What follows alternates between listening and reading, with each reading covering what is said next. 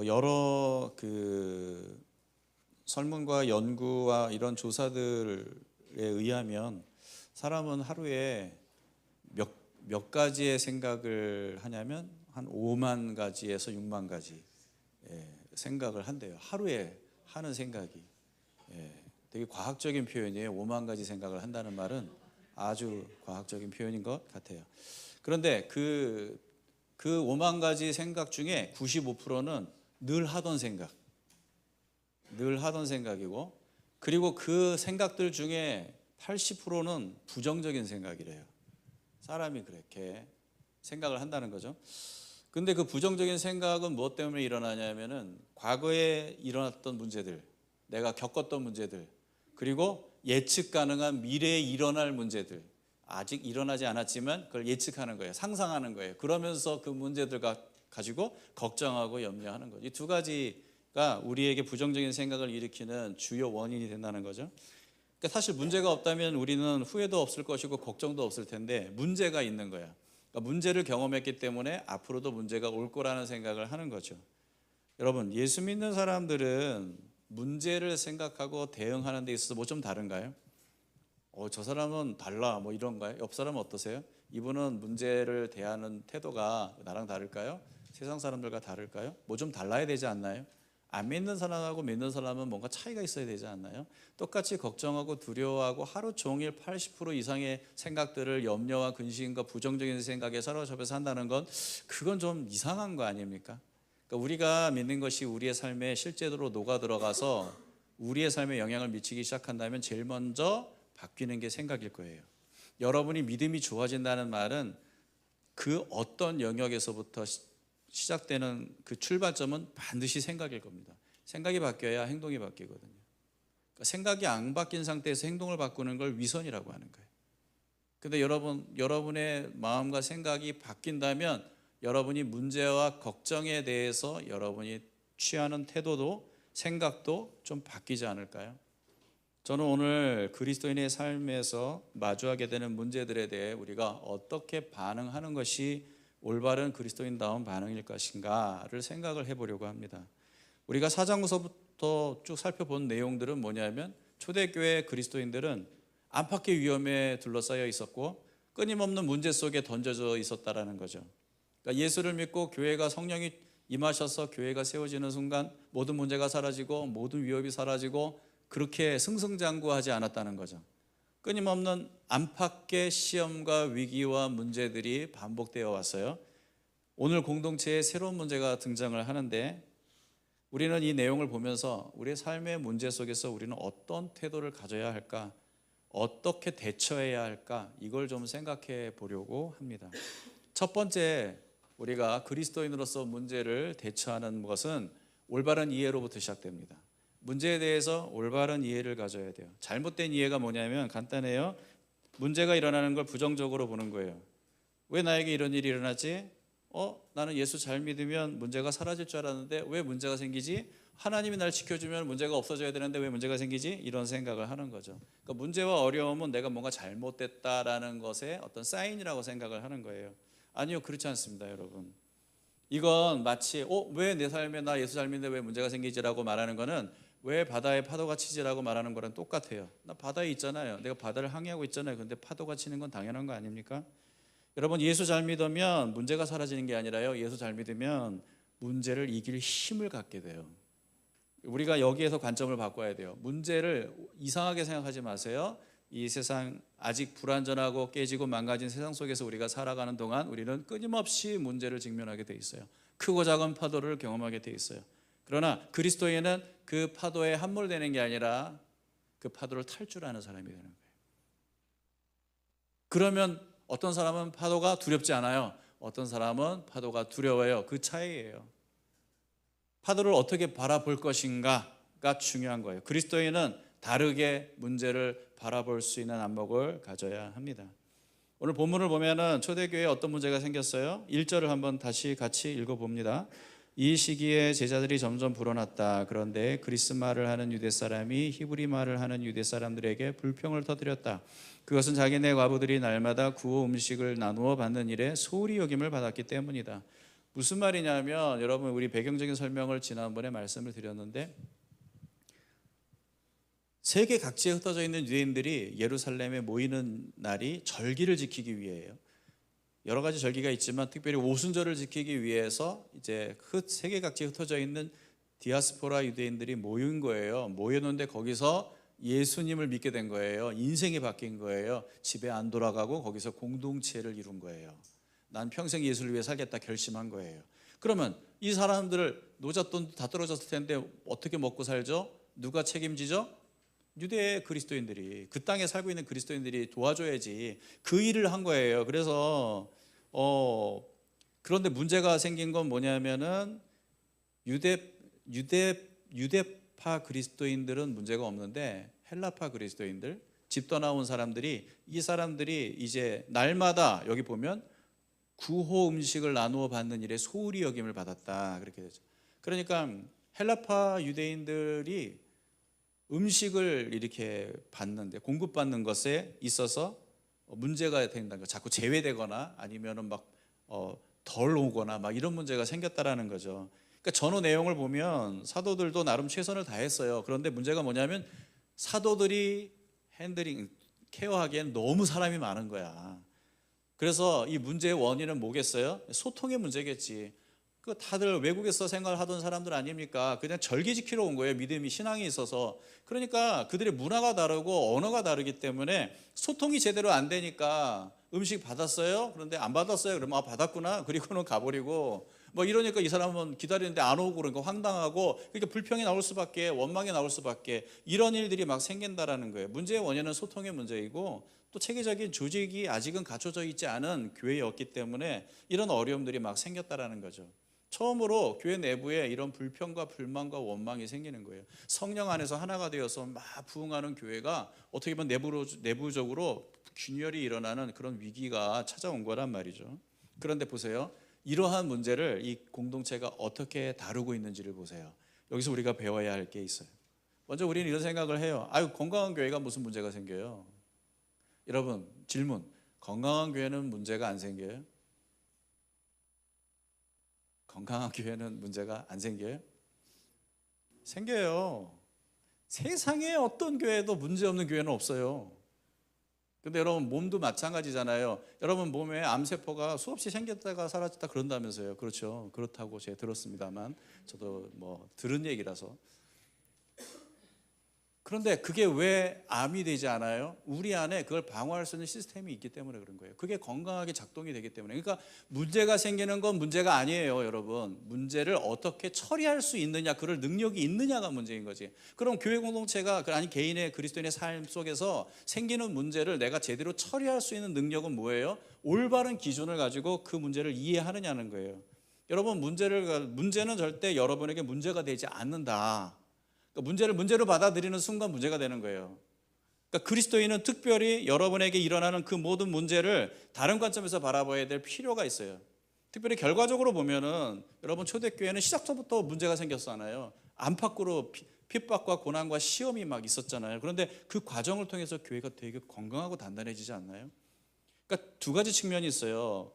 문제는 두 가지 측면에 있어서 좀 더 긍정적으로 볼 필요가 있는 게, 첫째는 우리의 신앙을 점검할 수 있는 기회가 돼요.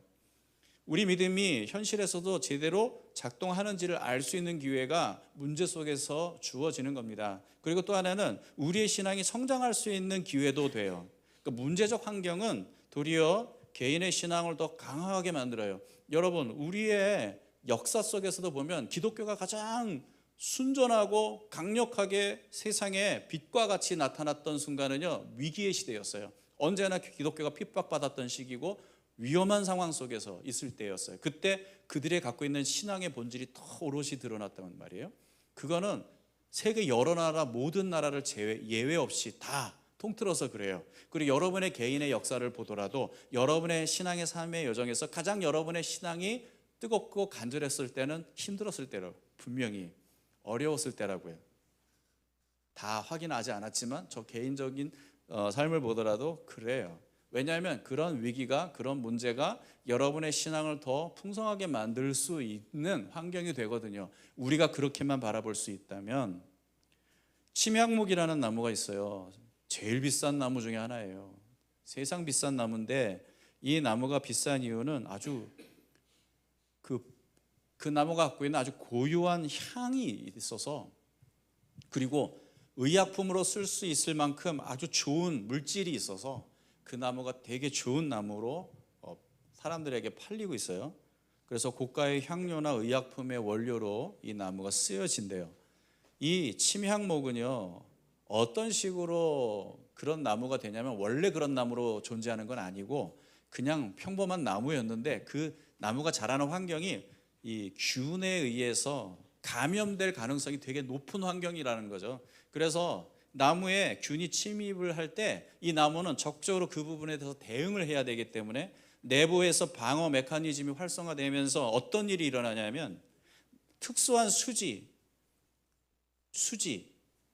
나무에서 그 나오는 끈적끈적한 물질 있잖아요.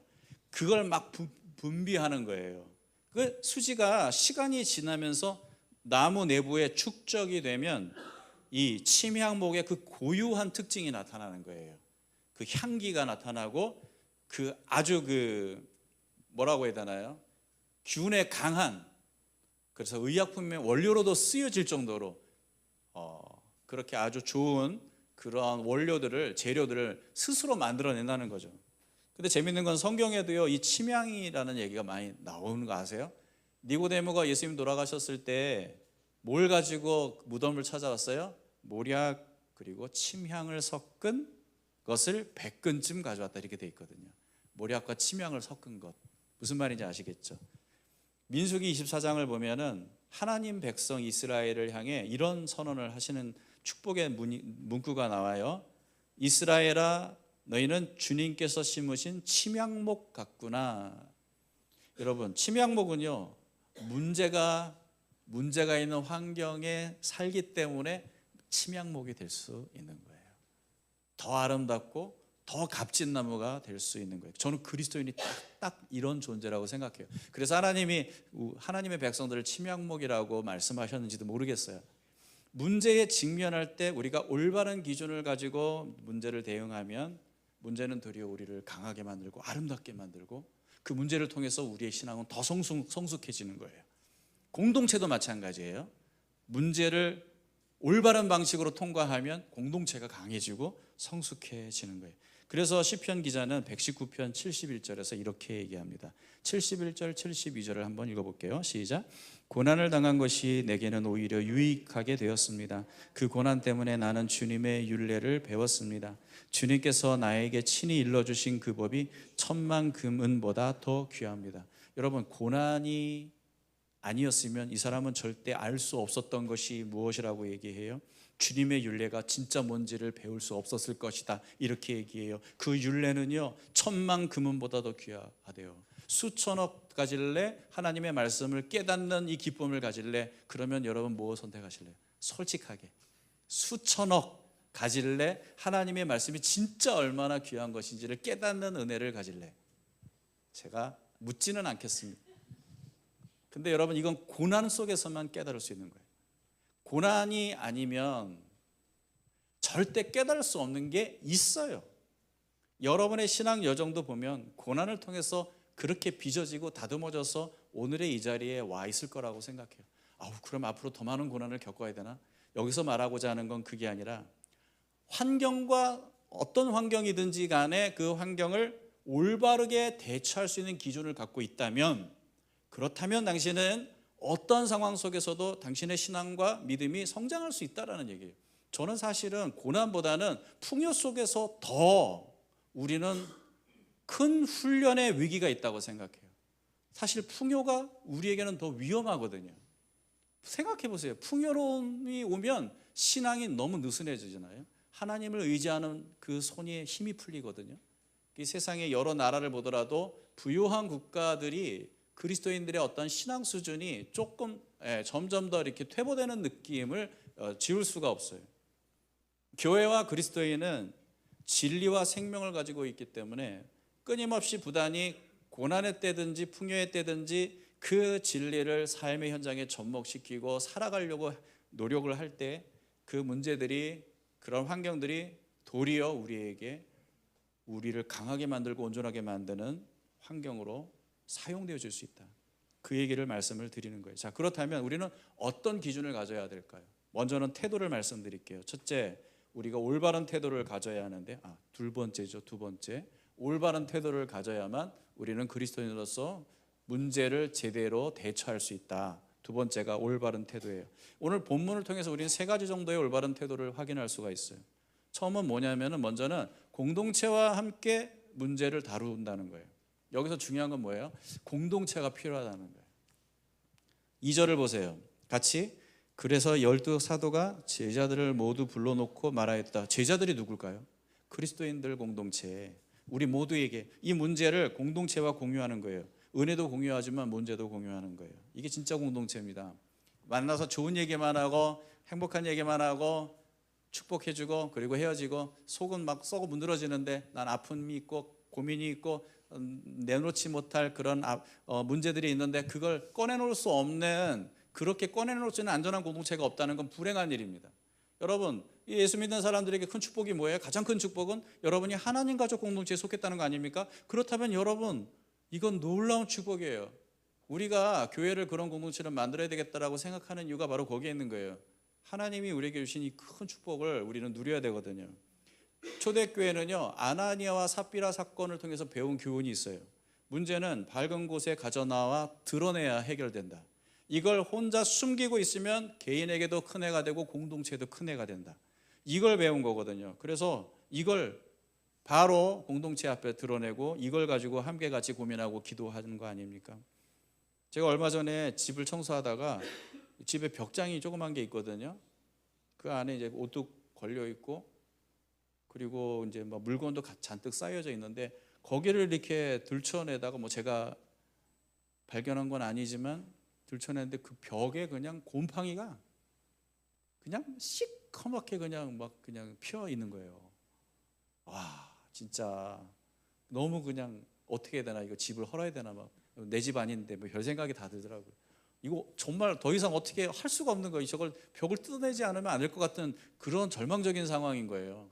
왜 숨어 있었거든. 가려져 있으니까, 숨겨져 있으니까 몰랐지. 모르고 또 그렇게 숨겨져 있고 또 습하고 어두운 곳에 있으니까 곰팡이가 그렇게 막 피어난 것이겠고, 그거 없애버리는데 한 뭐 이틀 정도 소요가 됐던 것 같아요. 우리 문제가 그런 것 같습니다. 숨기고 감추면 우리 안에서요 더 그 악한 영향력을 더 강화시키는 것 같아요. 개인의 삶도 마찬가지예요. 개인에게 문제가 있고 개인에게 어떤 죄가 있는데 그것을 계속 은폐하고 그것을 애써 외면하고 그것을 드러내서 적극적으로 다루지 않는다면 그것이 결국은 우리의 신앙에 큰 방해물이 될 거라는 거죠. 해결 방법은 간단해요. 모든 햇빛 아래 모든 것을, 그 문제들을 다 드러내놓고 함께 바라보며 기도할 수 있어야 하는 거예요. 여러분, 회개를 왜 해야 되는지 아십니까?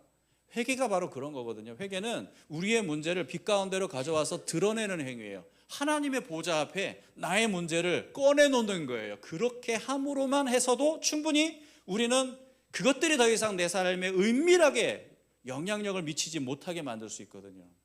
그래서 하나님 앞에 고백하라는 거예요. 하나님 앞에 내어놓으라는 거예요. 하나님만큼 안전한 분이 없어, 그렇지? 하나님께 내 죄를 고하면은 하나님이 그걸 가지고 천사들이랑 쉐어링할 일도 없고, 그렇죠? 뭐 딴 데 가서 얘기하시지도 않을 거란 말이야. 그런 좋은 분이에요. 그래서 우리도 그런 분을 닮아야 돼. 성경에 보면 엄청난 얘기가 나와요. 야고보서 5장 16절에 보면 와, 이렇게 할 수 있다고 하는 생각이 드는데 한번 읽어볼까요? 시작. 서로 죄를 고백하고 서로를 위하여 기도하십시오. 그러면 여러분은 낫게 될 것입니다. 의인이 간절히 비는 기도는 큰 효력을 냅니다. 여러분, 서로 어떻게 하라고? 죄를 고백하래요. 와, 그럴 수만 있으면 정말 좋겠어요. 내가 지은 죄, 내 안에 있는 고민, 갈등을 넘어서 내 죄까지도 나눌 수 있는 공동체가 있었으면 정말 좋겠어요. 우리 가정교회가 그런 공동체가 됐으면 좋겠어요. 근데 지금 당장은 너무 위험한 걸 이렇게 꺼내지는 마세요. 예, 그러면 안 될 수도 있어요. 예, 감당할 수 없는.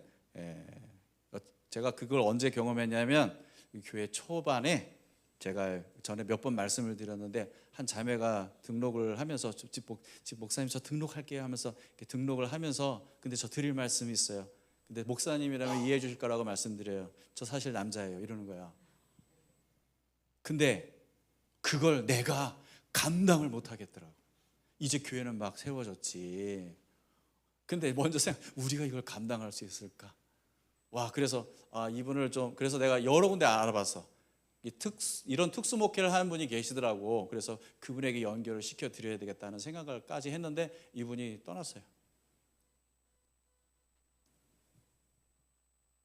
내가 이걸 왜 얘기했냐면, 뭐 여러분이 그렇게 끔찍한 죄를, 막 우리가 감당 못할 죄를 지었다고는 생각 안 해요. 하지만 할 수만 있으면 아직 우리가 이제 신뢰관계가 형성되고 있는 중이니까 좀 지켜보다가 이 정도 신뢰가 되고 안전하다. 내가 여기서 무슨 얘기를 해도 이 우리 공동체는 내 비밀을 지켜줄 뿐만 아니라 나를 위해 기도해 줄 거다라고 확신이 들면 좀 꺼내세요. 조금씩 이렇게 꺼내세요. 언제까지 그렇게 요 선을 딱 긋고 난 여기까지만 나눌 거야. 이런 게 있다면 아직은 이 공동체가 진실한 공동체는 아닌 거죠. 근데 언젠가는 시간이 지나면은 그게 뭐 몇 년이 걸리든 우리 공동체가, 가정교회가 그런 공동체로 바뀌어질 거라고 저는 생각해요. 그런 날을 저는 기대합니다. 와, 너무 좋지 않아요? 저도 막 목사가 저런 말 해도 돼, 막 이런 얘기를 막 하는 거야. 그러면 막 성도들이 듣고는 막, 야, 우리 목사님 이렇대, 우리 목사님 저렇대, 막 이렇게 막 소문내는 게 아니라 가슴에 품고 우리 사랑하는 목사님이 기도해야겠다 하면서 같이 기도해 주자, 막 이렇게. 와, 난 이런 안전한 공동체가 있기를 간절히 축원합니다. 그러니까 저한테 필요해요. 그러니까 필요해. 그래서 나 이거 꼭 세워야 되겠어. 예? 그렇지 않습니까? 그런 공동체를 우리 세웁시다. 그게 진짜 가족 아니에요? 그냥 형식적인 가족이 아니라 저도 지금 가정교회를 하고 있는데 너무 좋아요. 우리는 사람이 몇 없어. 근데 너무 좋아. 왜냐? 너무 깊이 나눌 수 있어. 진짜 한 주에 한 명씩 나눠요. 두세 시간 한 사람의 인생 스토리를 다 듣고 나누고 질문하고, 우리 그게 돼. 너무 사람이 적어서. 그러니까 다음 주는 이제 날 차례거든요. 너무 기대가 되는 거야. 나도 다 얘기해야지. 근데 이제 고민이 되는 거지. 어느 선까지 얘기하지? 이런 고민은 있지. 이게 공동체 아닙니까? 나를 온전히 드러내도 수용될 수 있는 공동체. 누가 내 얘기 듣고 싶어 하겠어요? 자기 얘기들만 하고 싶어 하지. 세상 나가보세요. 나 잘됐다는 얘기, 나 힘들다는 얘기, 누가 그렇게 막 귀를 기울이면서 어머 그러냐, 막 기쁘면 너무 기쁘게 나처럼 기뻐해 주거나 나처럼 아파해 주거나 그런 사람이 세상에 어디 있어요? 교회에 그런 사람이 있어요. 교회가 그런 곳이어야 돼요. 교회는 그런 곳입니다. 자, 두 번째로 여러분 우리가 가지고 있어야 될 태도는요, 말씀과 기도를 우선순위에 둬야 된다는 거예요. 2절부터 4절을 보면요, 이 12사도가 제자들을 불러놓고 무슨 얘기합니까? 우리가 하나님의 말씀을 전하는 일을 제쳐놓고 이렇게 음식 베푸는 일에 힘쓰는 건 좋지 않다. 그러니까 우리는 이제 기도하는 일과 말씀 섬기는 일에만 헌신하겠다, 이렇게 얘기하거든요. 뭐야, 힘든 일을 발 빼시겠다는 얘기인가? 리더가 그러면 안 되지, 이런 생각을 할 수가 있는데 이게 그런 말은 아닙니다.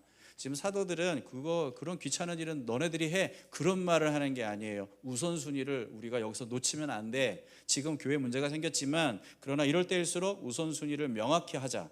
우리는 여기에 집중할게. 그러니까 이런 일은 또 다른 사람들이 같이 도와줘. 지금 그 얘기를 하는 거거든요. 이거 되게 성경적인 방법입니다. 왜냐하면 우리가 만약에 문제가 생겼을 때는 되게 문제만 바라보게 되거든요. 그러면 어떤 문제가 생기냐면, 문제에 함몰돼서 정말 우리가 하나님 의지하는 그 일들을 너무 소홀히 하게 될 수가 있어요. 그렇게 되면 어떤 일이 생기냐면 그 문제를 순수하게 그냥 인간적인 생각과 방법으로 접근하게 돼요. 그러면 교회에서 되게 인간적인 일들이 일어나요. 내 생각은 이런데, 네 생각은 그래? 난 그렇게 생각 안 해. 내 생각은 이래. 네 생각은 그래요? 저 생각은. 사람 생각 끊임없이 나누는 공동체가 되는 거고, 그러면은 이거 결국 누구 문제야? 그럼 잘못 따지는 문제가 되고, 그러면은 그래서 네가 문제네 이런 문제가 생기는 거예요. 그거는 여러분 그냥 세상에서 흔히 보는 풍경 아닙니까?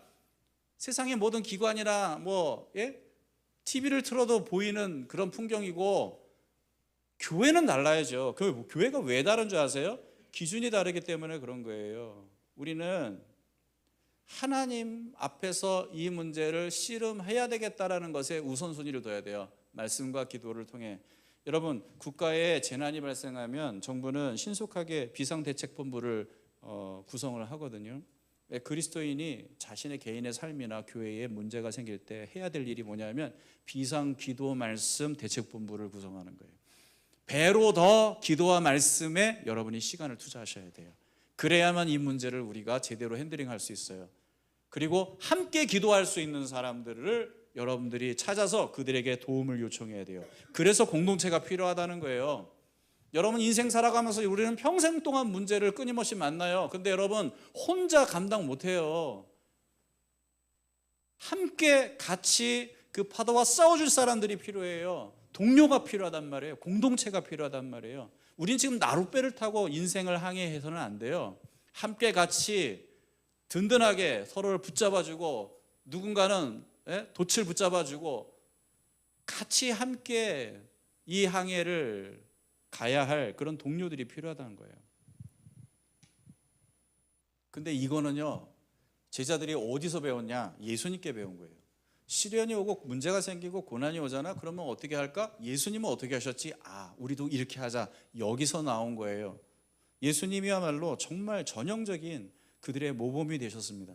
언제나 예수님은요, 모든 상황 속에서, 특히 위기 속에서 더더욱 말씀을 붙들려고 노력하셨어요. 대표적인 사건이 광야에서 시험 받으셨을 때예요. 너무 배고프고 사탄은 와서 유혹하죠. 얼마나 위기의 상황이에요. 그때 예수님이 어떻게 이 문제를 돌파하세요? 말씀을 갖고, 신명기의 말씀을 갖고 돌파하잖아요. 말씀을 붙들어야 돼요. 이게 정말 중요합니다. 잠깐 기다려봐. 내가 일단은 너랑 싸우려면 내가 아무리 금식 중이지만 내가 좀 먹고 싸워야겠다. 그렇게 안 하셨거든요. 말씀을 갖고. 그 다음에 예수님은요, 아침 저녁으로 그 바쁜 나중에서도 기도 시간에 우선순위를 두셨어요.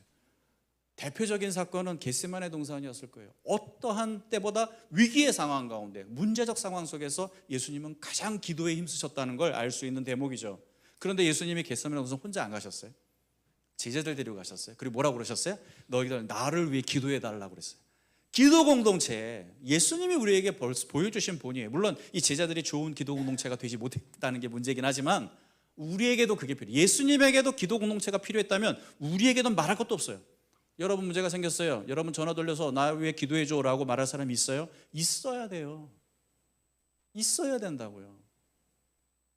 우리 가정교회 식구들은 나를 위해 기도해 달라고 하면은 기도해 줄 사람들이야.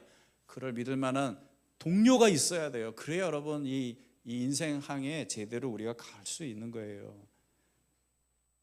지금 제자들은 예수님을 본받아서 예수님처럼 문제에 대응하고 있는 모습을 우리에게 보여주고 있어요. 그리고 마지막으로 우리가 볼 수 있는 태도는, 문제를 대하는 우리의 태도는 각자의 은사와 역할을 따라 문제에 대응한다는 거죠. 교회는 기도만 하는 게 아니에요. 말씀만 붙들고 막 기도만 하고 문제는 생겼는데 그 문제는 뒤로 한 채, 오직 우리 말씀과 기도, 그것만 얘기한 게 아니에요. 동시에 그들은 하나님이 기뻐하실 만한 방법으로 실제적으로 이 문제를 해결할 수 있는 대안들을 찾았어요. 그걸 공동체 앞에 내놓은 건 뭐예요? 이걸 우리들끼리만 결정할 거 아니야. 우리 모두에게 다양하게 주신 은사와 지혜와 강점들을 이 문제 해결하는 일에 사용되기를 바래. 하나님이 그렇게 하실 거야. 우리를 사용하실 거야. 그러니까 우리 함께 고민해보자. 거기서 나온 도출이 결국은 7집사를 세우는 부분이거든요. 이 7집사를 보면 여러분, 이거는 꼭 이런 거 같지 않아요? 모세가 출애굽기 17장에 보면은 아말렉과 이스라엘이 전투하는 장면이 나오는데, 그때 거기서 어떤 전략이 나오냐면, 모세는 아론과 훌을 데리고 산으로 올라가. 그리고 이 전쟁터가 보이는 현장을 내려다볼 수 있는 높은 곳에서 모세가 손을 들고 기도해. 그 손이 내려면 옆에서 아론과 훌이 받쳐줘. 이렇게 해서 기도팀이 딱 구성이 되고, 그리고 여호수아는 군대를 이끌고 현장에서 아말렉과 싸웠어요. 투트랙으로. 하나님이 문제를 해결하시는 방법은 그냥 오직 기도만 해가 아니에요. 기도를 하면서도 내가 할 수 있는, 그리고 나와 함께 이 일을 같이 도와줄 수 있는 사람들을 찾아서 같이 협력해서 이 일을 이루어내는 것을 원하시는 거예요. 이게 성경적인 방법이에요. 7집사들을 보세요. 7집사를 어떤 기준으로 세웠는지 아세요? 일단은 뒤에 그들의 어떤 영적인 자질이 나오지만 그에 앞서 먼저 이 7집사들은요, 확실한 건 유대 지역에 사는 히브리인들은 아니에요. 이 사람들은 세계에 각처 헬라 지역, 그리스 지역에 퍼져서 있다가 예루살렘으로 와서 그리스도인이 된 사람들이에요. 그걸 어떻게 알 수 있냐? 이 사람들의 이름이 열거가 되잖아요. 이 이름 중에 히브리식 이름은 하나도 없어요. 이 사람들 이름은 다 그리스식 이름이에요. 그 말은 무슨 말이에요? 그 사람들의 본향이 여기가 아니라는 얘기지. 당연하지 않아요. 지금 이 문제가 헬라파 성도들을 돕기 위한 일이기 때문에 당연히 집사들은 헬라파 출신이어야 하는 거죠. 무슨 말이에요? 이 문제를 해결하는 데 있어서 각자 잘할 수 있는 역량이 있는 은사가 있는 사람들이 있는 거예요. 그런 사람들이 함께 힘을 합하면 문제를 해결할 수 있는 거죠. 두 가지가 같이 가야 돼요. 영적인 부분과 실제적인 부분이 함께 같이 가야 돼요. 이거는 마치 수레바퀴 같아서 한쪽 바퀴가 없으면 못 가잖아요. 그러니까 두 가지의 이 투트랙이 반드시 갖추어져야 한다는 거죠. 우리는 이 관점에서 우리의 삶의 문제를 그리고 공동체의 문제를 바라볼 수 있어야 한다는 것입니다. 자, 마지막으로 그렇다면 이 초대교회가 우리에게 보여주는 문제를 대할 때 갖추는 올바른 방안, 그건 무엇일까? 여러분, 이 문제를 해결하기 위해서 7명의 집사를 세워요. 이건 되게 중요한 사건이에요. 최초로 기독교에 최초로 임직식이 있는 날이 바로 이 날이었거든요. 근데 이 장면을 보면 뭘 알게 되냐면, 하나님께서는 사람을 사용하셔서 교회의 문제를 해결하고 나아가 교회를 더 건강한 공동체로 만드시는구나. 하나님은 사람을 사용하시는구나. 사람이 문제의 답이 되는구나.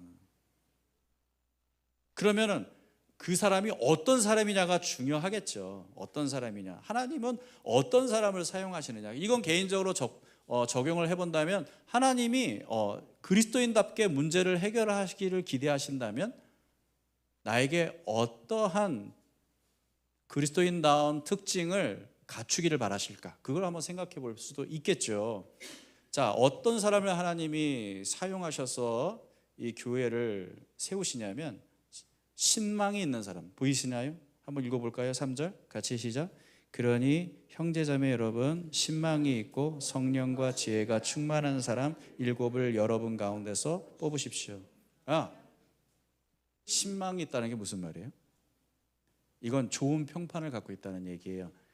더 원문 그대로의 뜻을 밝힌다면 사람들에게 좋은 증언을 듣는 사람, 좋은 증언을 듣고 있는 사람을 세우라는 거예요. 그들의 신앙적 삶과 인격이 다른 사람들에게 인정받고 있다는 뜻이기 때문인 거죠. 그러니까 믿는 것과 사는 게 조화를 이루는 사람들에게 신망을 얻잖아요. 그럴 수 있다면 그런 사람들이 교회를 섬기는 일에 앞장선다면 교회의 문제가 훨씬 더 줄어들 거라는 거죠. 쉽게 그 문제를 건강하게 대처해서 풀어낼 수 있고 그런 사람들을 통해서 교회는 문제를 통해 성장할 수 있다는 거죠. 그러니까 직분자를 세우는 게 그래서 중요한 거예요. 리더를 세우는 게 그래서 중요한 거예요. 저는 저희 경험적으로 보면 결국은 교회의 어떤 뭐 이렇게 말하면 좀 그렇죠.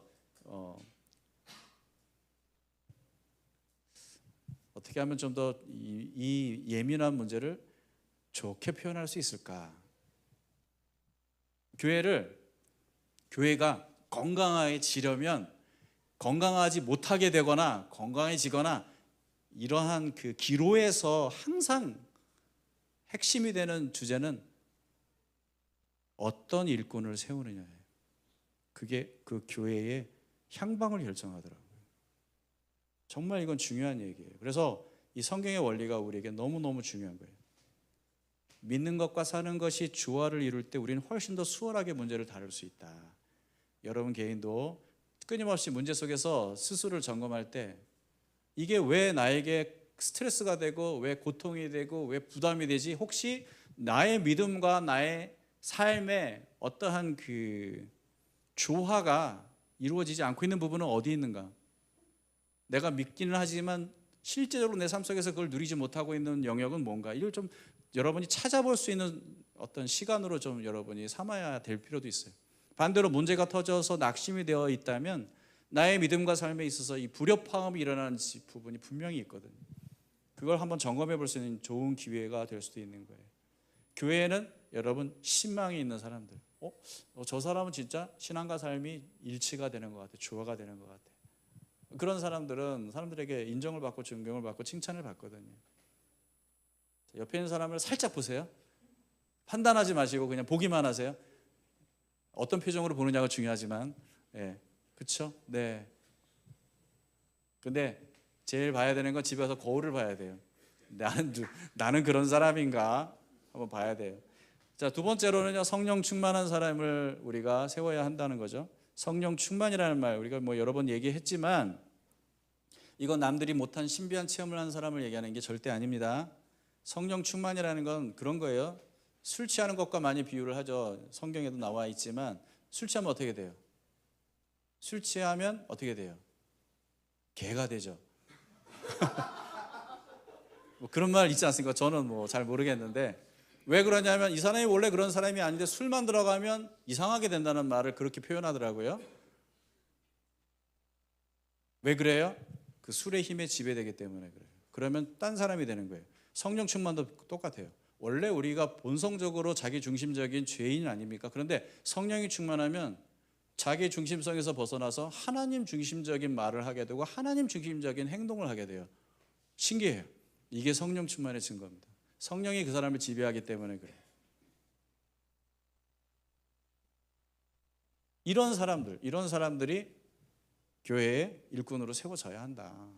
그리고 여러분은 여러분의 상태를 점검할 때 내가 문제에 직면했을 때 그 문제 때문에 힘들어하는 이유 중에 여러 가지가 있겠지만 여러분을 지배하고 있는 주된 것이 무엇인지를 찾아봐야 돼요. 여러분을 지배하고 다스리고 있는 게 뭐예요? 여러분의 행복과 불행을 결정하는 건 뭐예요? 그게 여러분을 지배하고 있는 거예요. 그게 여러분의 우상입니다. 그게 만약에 하나님이 아니라면 여러분 먼저 이 문제가 정리가 돼야지만 문제도 바르게 볼 수 있게 되거든요. 그 다음에 지혜가 충만한 사람이라는 얘기가 나와요. 소피아라는 말 많이 들어보셨죠? 여기에 쓰여진 단어가 그 단어인데 이건 되게 실질적으로 삶 속에서 나타나는 지혜를 말해요. 성경에서 말하는 것은 하나님이 주신 특별한 통찰과 판단력을 의미하는 거죠. 그냥 간단하게 설명할게요. 자, 미련한 사람이 문제 현장에 들어가면 어떤 일이 일어나는 줄 아세요? 일이 더 커져요. 일이 더 커지고 혼란이 증폭되는 현상이 일어나요. 근데 지혜로운 사람이 문제 현장에 들어가잖아요. 그러면 갈등이 해소가 돼요. 사람들이 이 문제를 딛고 일어서서 소망으로 나갈 수 있게 만들어주죠. 지혜에 대한 가장 좋은 정의는 성경에 나와 있습니다. 잠언 3장 5절에서 7절입니다. 한번 읽어볼까요? 시작. 너의 마음을 다하여 주님을 의뢰하고 너의 명철을 의지하지 말라. 내가 하는 모든 일에서 주님을 인정하여라. 그러면 주님께서 내가 가는 길을 곧게 하실 것이다. 스스로 지혜롭다고 여기지 말고 주님을 경외하며 악을 멀리하여라. 그러니까 무슨 말이냐면 지혜로운 사람의 특징은요, 자기 명철을 의지하지 않는다는 거죠. 그래서 겸손해요. 그러니까 지혜로운 사람은요, 성경이 말하는 지혜로운 사람은 그 외형적인 특징이 아주 겸손한 모습이에요. 이게 만약에 겸손하지 않다면 그 사람이 지혜롭다고 스스로 생각하고 있는 거기 때문에 성경이 말하는 지혜는 아닌 거죠.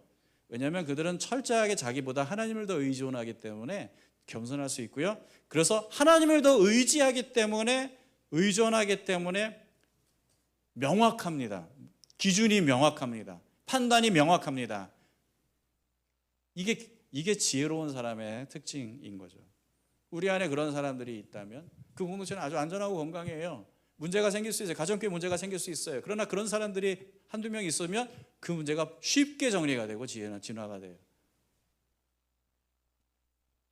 사랑하는 성도 여러분, 우리 인생의 문제는 언제나 존재합니다. 그러나 그리스도인들은 그 문제를 두려워하지 않습니다. 도리어 그 문제를 통해서 일하시는 하나님의 손길을 경험할 수 있는 기회로 삼습니다. 그리고 그 시간이 여러분을 더 강하게 만들 거고 지혜롭게 만들 거예요. C.S. 루이스가 이런 말을 했어요. 하나님께서 우리의 행복 속에서는 속삭이신다. 우리의 양심 속에서는 말씀하신다. 그러나 우리의 고통 속에서는 크게 외치신다. 어쩌면 문제와 고난과 어려움 속에 있을 때야말로 하나님의 음성을 가장 잘 들을 수 있는 그러한 기회의 시간이 아닐까요? 그러니 더더욱 그래서 우리는 기도에 전념해야 하고 말씀에 전념해야 하는 것이죠. 공동체와 함께 삶의 문제를 다루어야 하고 우리의 믿음과 삶이 조화를 이룰 수 있도록 나의 명철을 의지하지 않고 하나님을 의지할 수 있도록 하게 해달라고 여러분은 하나님 앞에 간청해야 할 것입니다. 그럴 때 여러분이 그런 마음과 태도를 갖고 있고 여러분에게 그런 든든한 동력자들이 존재한다면 여러분 그 문제는 반드시 여러분에게 해가 아니라 큰 유익으로 남겨질 겁니다. 그런 문제를 두려워하지 않고 돌파하여서 그 문제를 기회로 더 높은 차원의 신앙의 여정을 걸어나갈 수 있는 저와 여러분 되시길 주의 이름으로 축원합니다. 아멘. 아멘. 같이 찬양하겠습니다.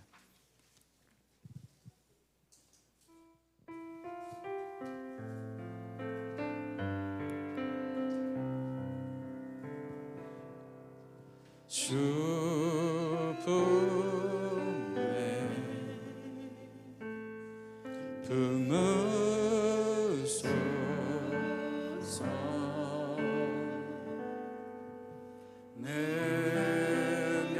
능력에 날로 덮이소서 거친 파도 날 향해 와도 주와 함께 나라고 높은 가운데 나의 영혼 잠잠하게 주를 보리라.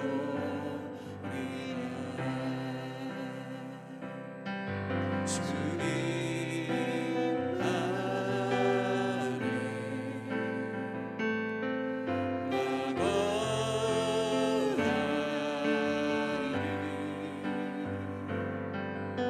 주는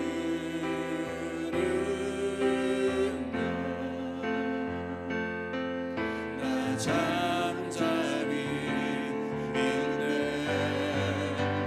거친 파도 날 향해 와도 주와 함께 날아오르리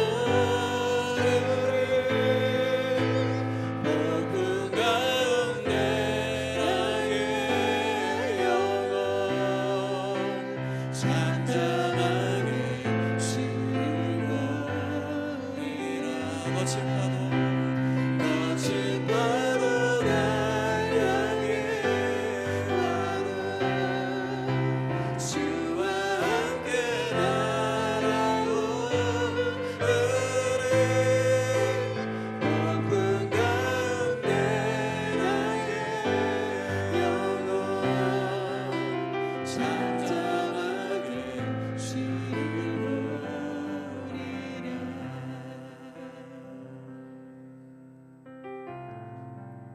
같이 한번 기도하실 때 우리 주님을 좀 바라보세요. 우리의 대장 되신 예수 그리스도. 십자가는 고통이고 고난이고 예수님도 감당할 수 없는 큰 문제였지만 도리어 하나님을 의지하여서 그 십자가의 길을 한 걸음 한 걸음 걸어가실 때 하나님은 그 문제를, 그 고난을, 그 위기를 사용하셔서 이 세상에 놀라운 구원을 가져다 주셨습니다. 예수를 따르는 사람에게 일어나는 그 어떤 문제도 그저 문제로 남아있는 법은 없습니다. 믿음으로 하나님과 함께 그 문제의 길을 걸어가십시오. 돌파해내십시오. 반드시 그 일이 우리 모두에게 커다란 축복으로 돌아오게 될 줄 믿습니다. 그런 놀라운 삶을 살 수 있도록 우리에게 용기를 달라고, 믿음을 달라고 같이 기도하며 나가시겠습니다. 할렐루야. 아버지 하나님 간절히 기도하며 나갑니다. 주님, 우리에게 아버지 하나님 믿음을 허락하여 주옵소서. 우리에게 아버지 하나님 문제를 두려워하지 아니하고 이 문제를 담대하게 주님과 함께 돌파해 나갈 수 있는 용기를 우리에게 허락해 주시기 원합니다. 주님, 우리의 눈을 바꾸어 주시고 우리의 생각을 바꾸어 주시고 우리의 태도를 바꾸어 주시고 우리의 대응을 바꾸어 주시고 우리의 방안을 바꾸어 주시고 정말 하나님의 말씀을 따라서 아버지